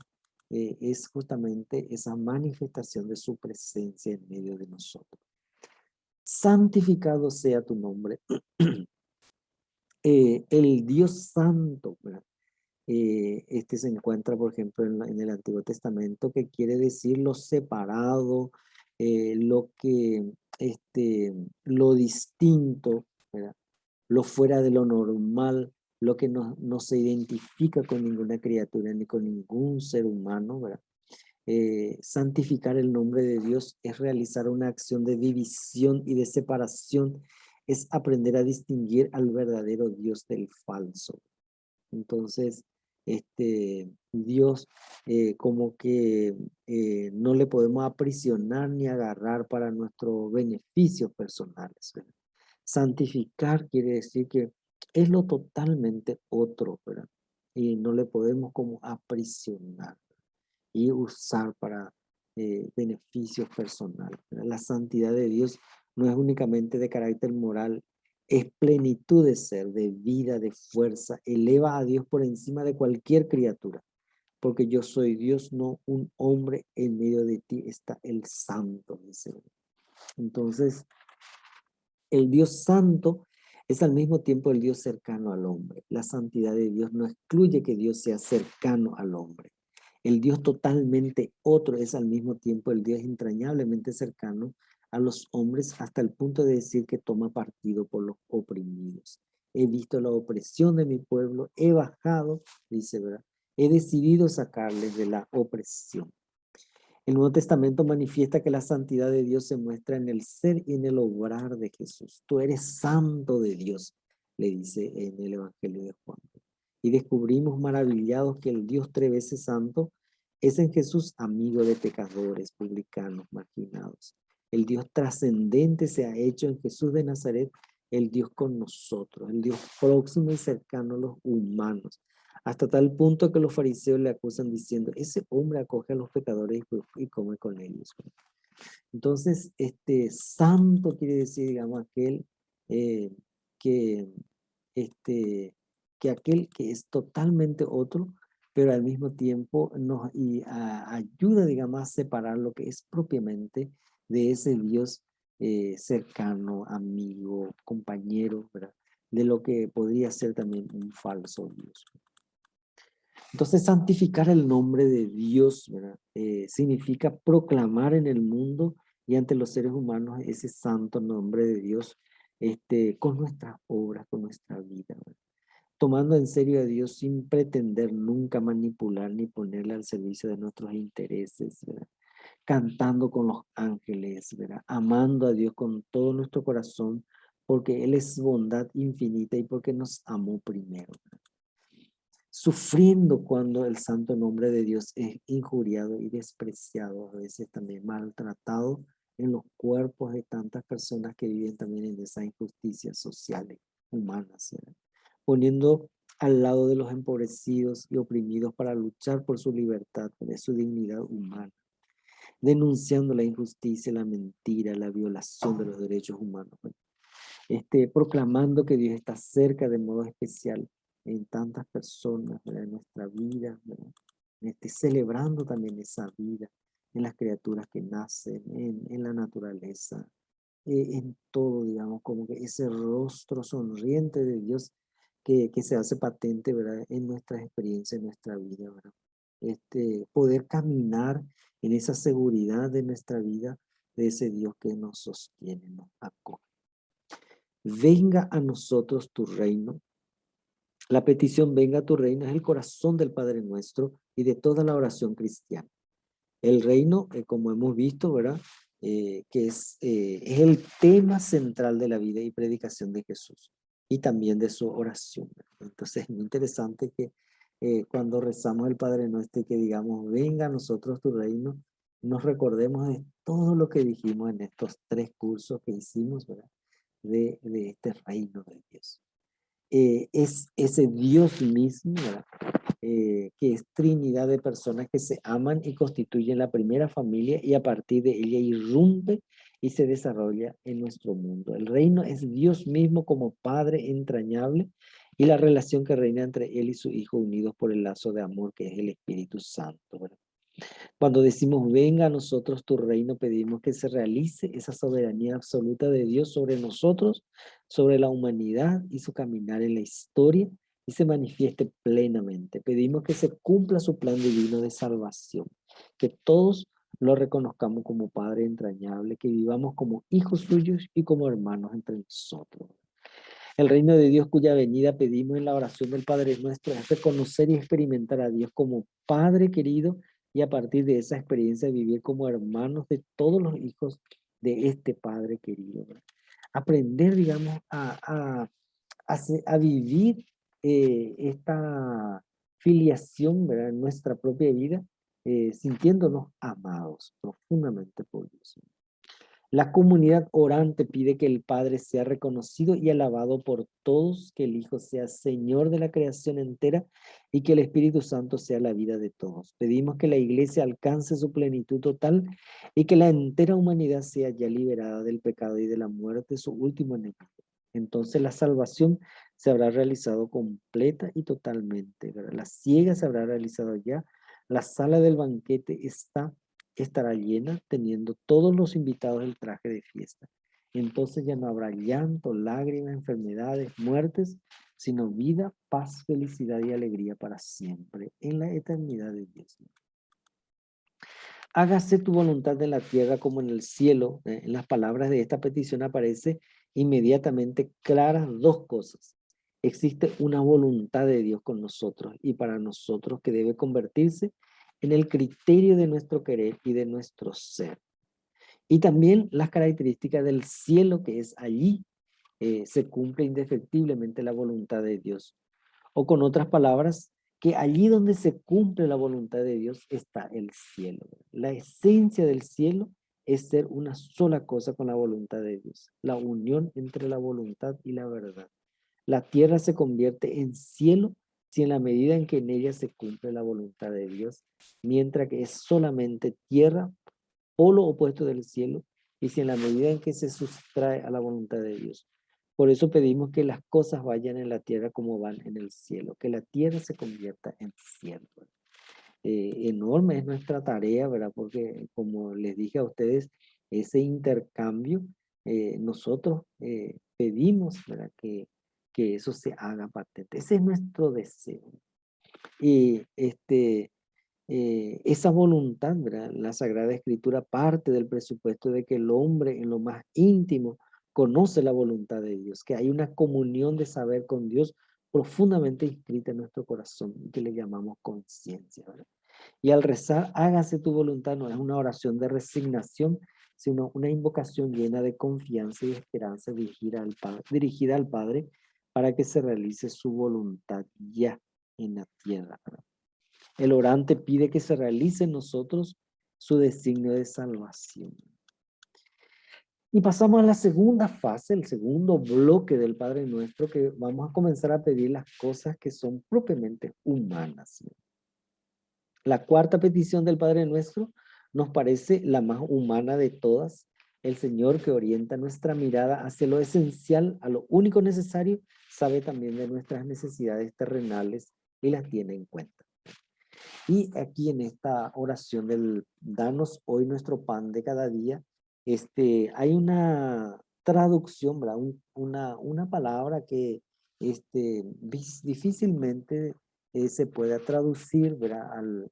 En nuestro lenguaje contemporáneo, en nuestras lenguas contemporáneas, porque no existe en otro lugar, digamos, ¿verdad?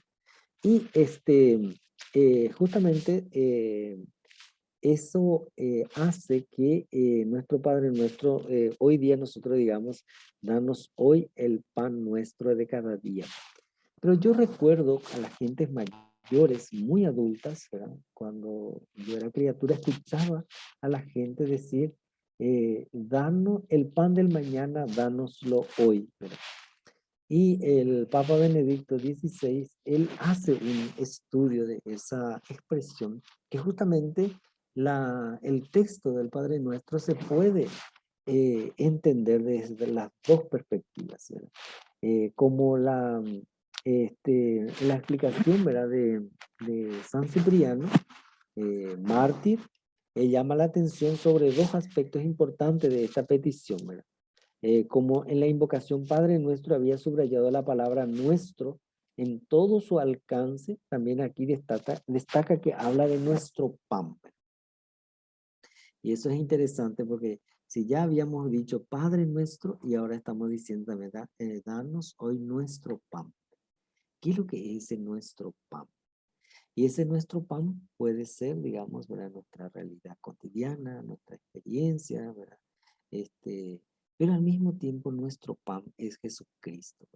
Él es nuestro pan. Y entonces lo que pedimos es que Él sea ese pan, Jesucristo, sea nuestro pan de cada día, ¿verdad? Entonces las personas que confían en Dios hasta el punto de no buscar ninguna otra seguridad también nos interpelan, nos alientan a confiar en Dios, a contar con Él en los grandes retos de la vida.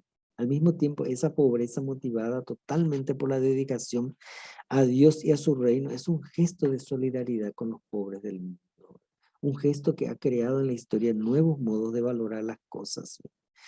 Entonces, en esa interpretación que yo les decía, ¿verdad? Si es un término presente, ¿verdad? El pan nuestro de cada día, o es un término futuro, el pan futuro del día siguiente, o el verdadero maná de Dios, ¿verdad?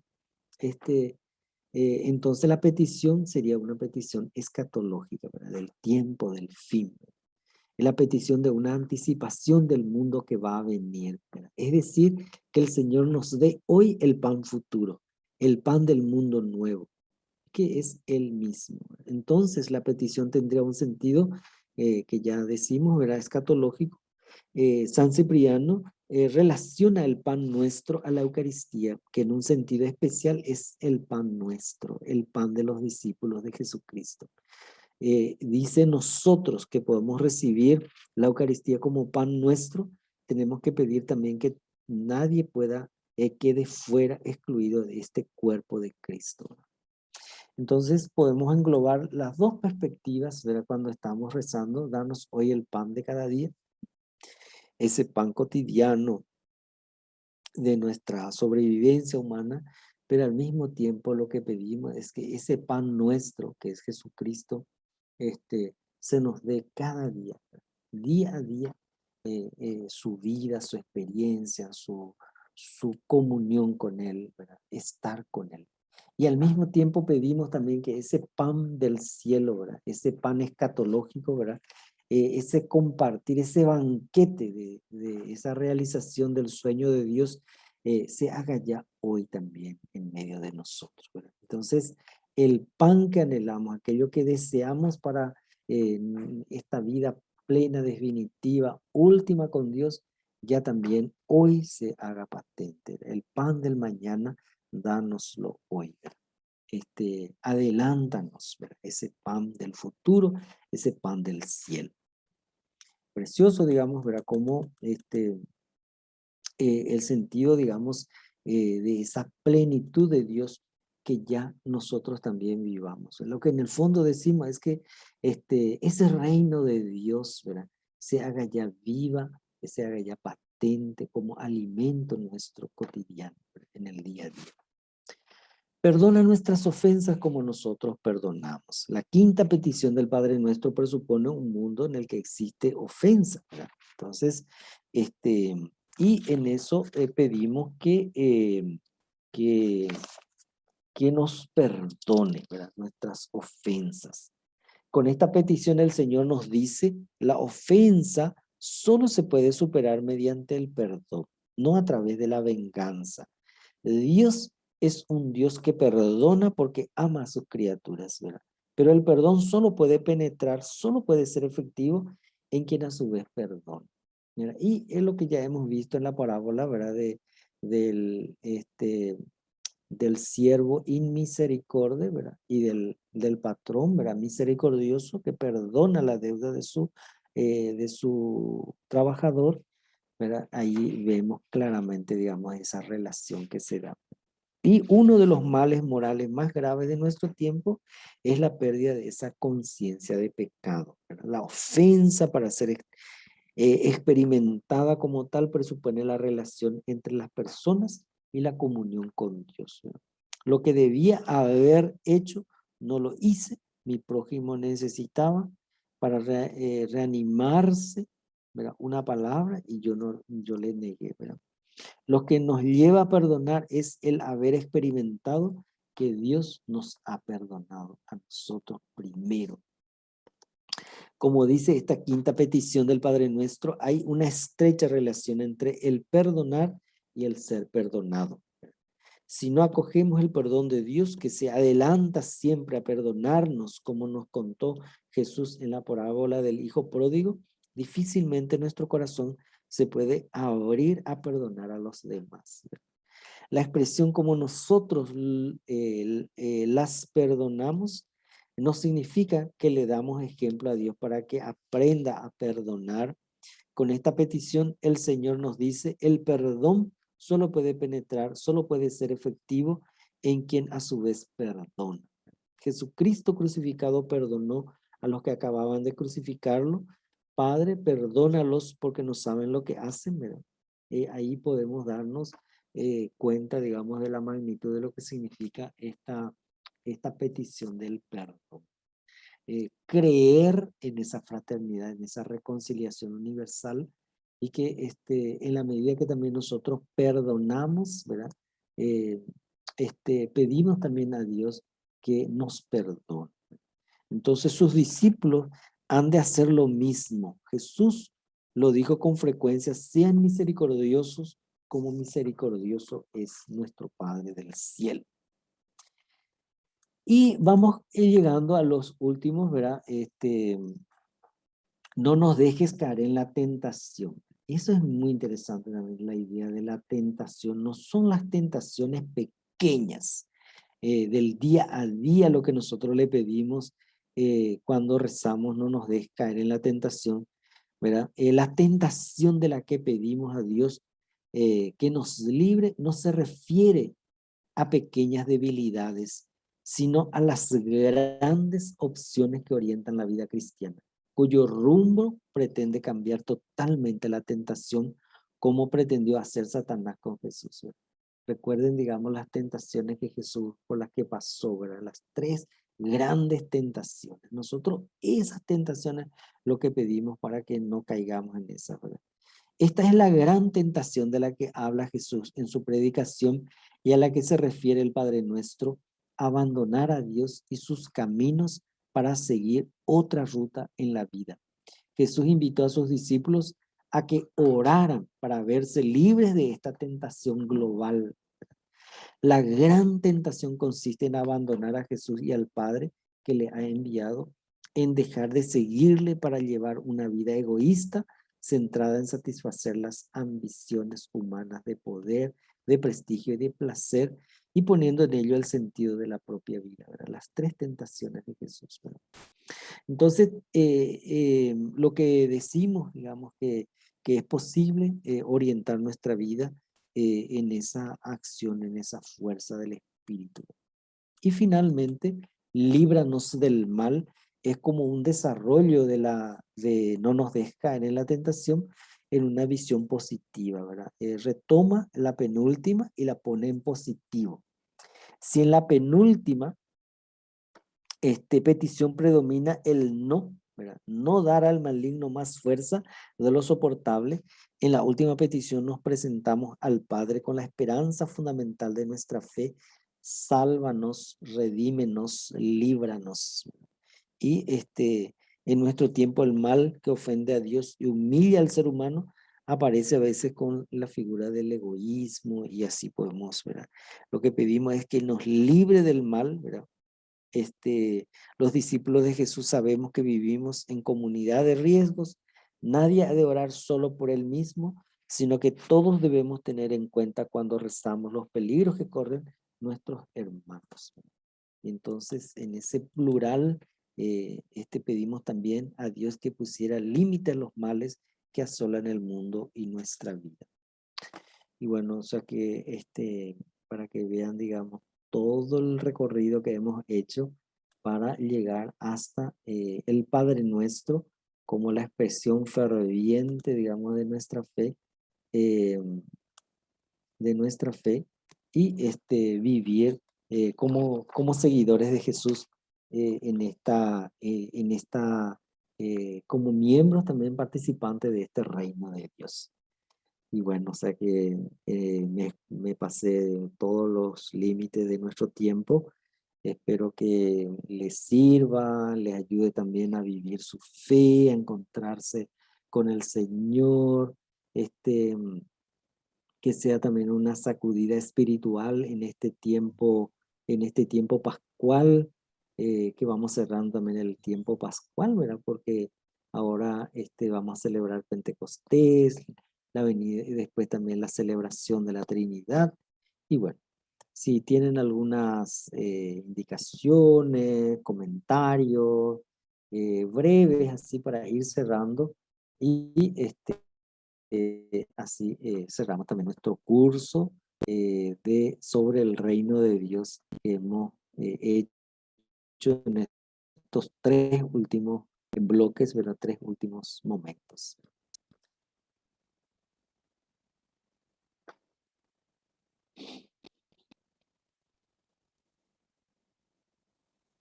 ¿Alguna reacción? Así también escucho cómo les fue, cómo les pareció, les ayudó, crecieron en su fe, se les ayudó también a iluminar, y como hemos dicho, ¿verdad? Es una actualización teológica, ¿verdad? De cómo encarar nuestra fe a partir de estos eh, datos fundamentales, ¿verdad? De nuestra manera de vivir cristiana.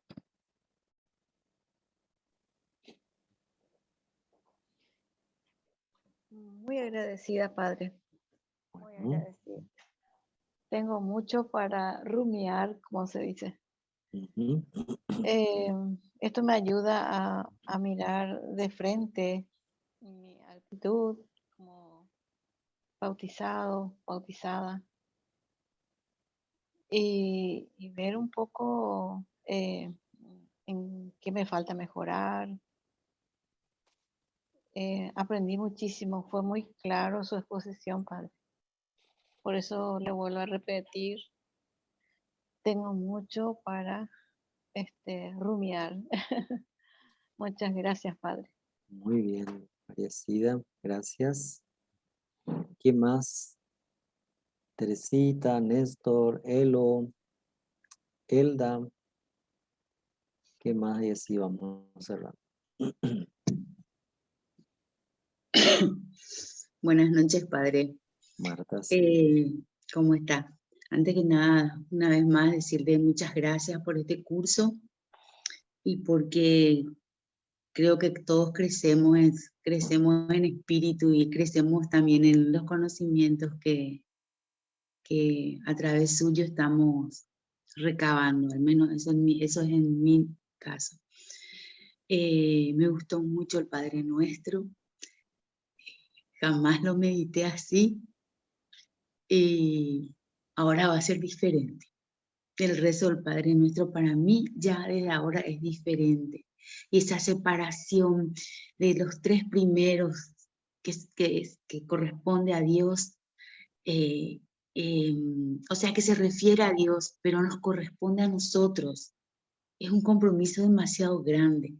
A mí me tocó muchísimo, muchísimo, Padre. Me hizo llorar, por eso no estaba con la cama. Porque me hizo preguntar, ¿qué hago yo para santificarle al Señor?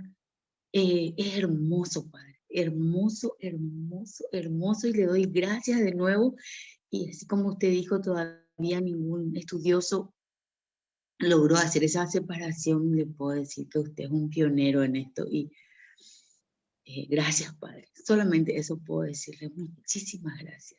Gracias y que Dios le bendiga y le dé mucha sabiduría y siga así en su ministerio, Padre. Gracias. Gracias, Marta. Muchas gracias. Elo Santo. Sí, agradecerte, Paí, agradecerte por por estos talleres que tuvimos. Yo lastimosamente la vez pasada no pude participar, pero bueno, tuve que acceder a al video que mandaste hoy. Vi una parte, voy a seguir viendo en la exposición y el material también, me pareció bien eso. Yo me quedo con la primera parte, la exposición, tu ponencia, ¿verdad?, acerca de la bienaventuranza. Decía una parte que es el programa de vida de Jesús. Y fue muy bonito eso de escuchar, porque exponer eso es como decir, bueno, eso es lo que soy yo, eso es lo que yo vivo. Y bueno, y a eso estoy llamado también, a eso le, le llamo a que vivan. Y resaltaba mucho el tema de la figura de bienaventurados los pobres. O sea, te quedaste un buen tiempo de eso, de cómo comprender esa figura de pobre. No de ese pobre que algunas veces comprendemos mal esa figura y cómo es bueno también comprender bien desde la noción bíblica o cristiana inclusive, ¿no? Entonces, ¿cómo comprender eso? Y fue muy bonito eso.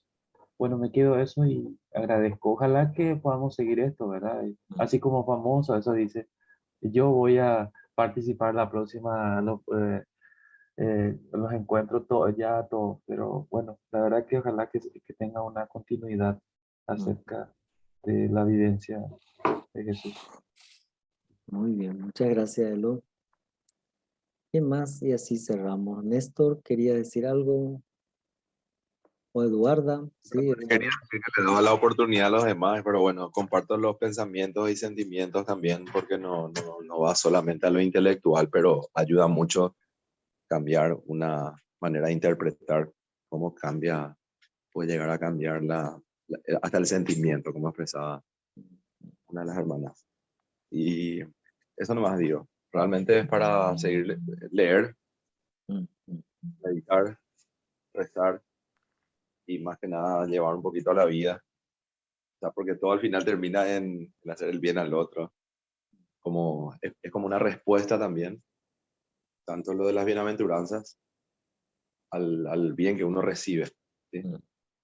Y está bueno, pues yo por lo menos hablo en primera persona, al bien recibido, poder devolver ese amor, no responder. Un poco como me resuenan los ejercicios espirituales. Mm. Y exige una respuesta, realmente exige una respuesta. Y eso, ¿no? Porque creo que la gente que hoy no cree, que no reza, que no conoce, ni se interesa por esta dimensión, ni de la teología, ni mucho más, creo que va a poder ver, aunque no se dé cuenta, Mm. ver que hay un padre, que hay una vida, una vida bella, podemos decir, no solamente en un futuro incierto o lejano, sino en esta propia vida, en esta vida, a través de los que creemos o queremos vivir como Jesús nos enseña. Eso, básicamente. Gracias, Padre. Muy bien, Néstor. Eduarda, ¿querías decir algo? Mira, solamente agradecerte, Padre, aprendí muchísimo, me gustó muchísimo y como dice, hay que seguir practicando y tengo mucho para estudiar y esperar el nuevo curso. Muchísimas gracias, Padre. Se Bueno. entiende muy bien, es usted un buen profesor, demasiado bien se entiende. Muchas gracias. Muchas gracias entonces a ustedes. Y bueno, ya le anuncié, ¿verdad? El próximo curso va a ser sobre la eclesiología, sobre la iglesia, ¿verdad? La iglesia del Vaticano II. Después también el segundo tema, el segundo bloque sería sobre el documento de Aparecida. Estamos celebrando 15 años de ese documento. Y el tercero es el tema de la sinodalidad, que está muy fuerte en este tiempo. Y es bueno que también tengamos un conocimiento, una base sólida de lo que también significa para nuestra iglesia la idea de la sinodalidad. Ya le vamos a enviar las invitaciones y invite también a otros hermanos cristianos, ¿verdad? No importa si no pueden colaborar siempre abierto para todos los que quieran también formarse y formar en su experiencia de fe. O sea que, y así nos ayudamos entre todos también a vivir una vida cristiana acorde también a nuestro tiempo y acorde a lo que el Señor nos invita a vivir a cada uno. Así que muchas gracias y buenas noches y gracias también por acompañar y seguir y apoyar, ¿verdad? Al ICEF, porque con estos recursos también el ICEF se sostiene y sigue adelante con ese deseo también de llevar un conocimiento, ¿verdad? De primera calidad para que nuestra fe cristiana aquí en nuestro país sea también vivida y vivida con toda su fuerza. Buenas noches y hasta la próxima. Buenas noches.